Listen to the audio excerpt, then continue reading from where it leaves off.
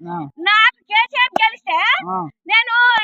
కొబ్బరి మళ్ళీ చంపిన తులం బంగారం పెడతాను తులం బంగారం పెడతాను నేను తాత జాగీర్ కాదు చేసిండు కేసీఆర్ మనకు ఎవరు చేసిండు ప్రభుత్వం మీద ఏ రాజరాన్న చూసినామా ఎవరిని చూసినాం మనం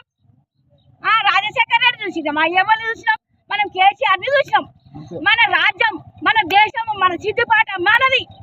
మనం ఇంకా ఆలకోట వెళ్ళండి భుజాలు కాయలు కాసినాయి భుజాలు పుండ్లు అయినాయి ఎవరికైనా పోదామంటే చినిగిపోయిన జాకెట్